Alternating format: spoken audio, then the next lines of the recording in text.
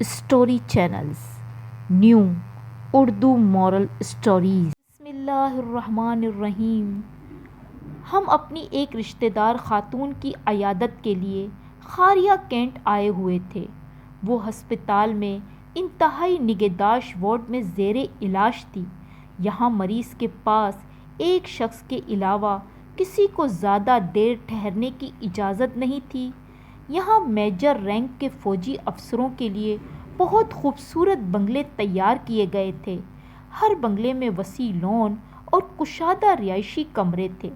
ان دنوں گرمی کے دن تھے۔ ہم ہسپتال کے احاطے میں درختوں کی ٹھنڈی چھاؤں تلے کرسیوں پر جا کر بیٹھ گئے۔ کچھ دیر بعد میں اس خوبصورت علاقے کو دیکھنے کے لیے نکلا۔ ایک خوبصورت گھر کے سامنے چھوٹی سی سڑک کے پار مجھے ایک گرین بیلٹ نظر آ رہی تھی۔ پاس ہی اس کے ایک چھوٹا سا نالا تھا۔ نالے کے پار گھنے درختوں کی قطار میں ایک لمبی سی گرین بیلٹ تھی۔ اس کے ساتھ ہی ایک بڑا سا پارک تھا۔ اس پارک میں بچوں کے لیے بہت سے جھولے لگے ہوئے تھے۔ اس وقت دوپہر کا وقت تھا اور پارک میں میرے سوائے کوئی نہیں تھا۔ ہر طرف ایک سحر انگیز خاموشی کا راج تھا۔ میں وہاں جا کر ایک بینچ پر بیٹھ گیا۔ اچانک میری نظر ایک نوجوان کھلاڑی پر پڑی جو میدان کے وسط میں خوبصورت اسپورٹ شرٹ اور لانگ نیکر پہنے ہوئے تھا۔ پاؤں میں اس کے نہایت قیمتی جوگرز نظر آ رہے تھے۔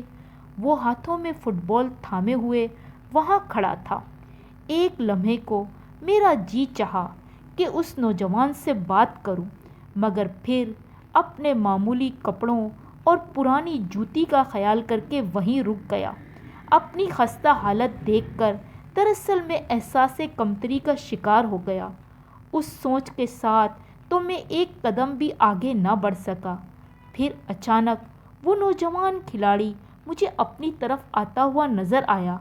جب وہ کچھ قریب آیا تو مجھے اس کی حالت کچھ عجیب سی لگی۔ پھر وہ میرے پاس آ کر رک گیا اور تیزی سے آ کر بینچ پر وہ بیٹھ گیا۔ اس نے غصے سے اپنے پاؤں سے وہ جوگرز اتار دیے۔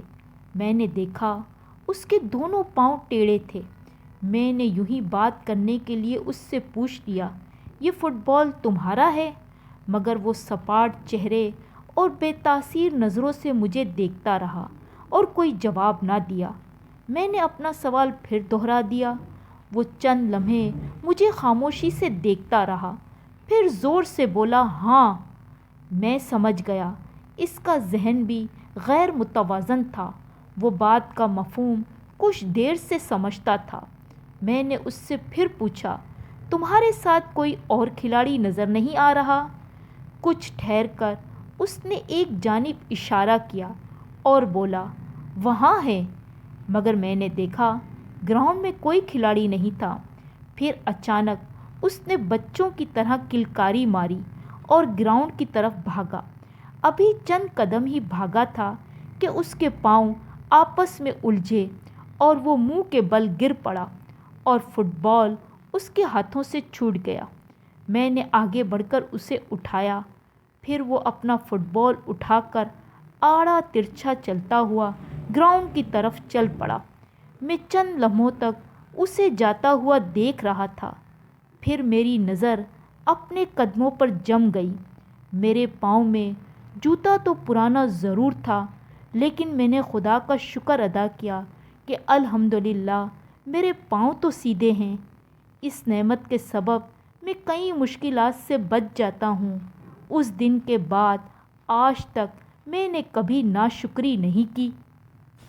اگر آپ ہمارے چینل پر نئے ہیں تو پلیز لائک اور سبسکرائب لازمی کیجیے گا تاکہ دلچسپ کہانیاں آپ کو بر وقت ملتی رہیں۔ ملتے ہیں ایک نئی کہانی کے ساتھ۔ اللہ حافظ۔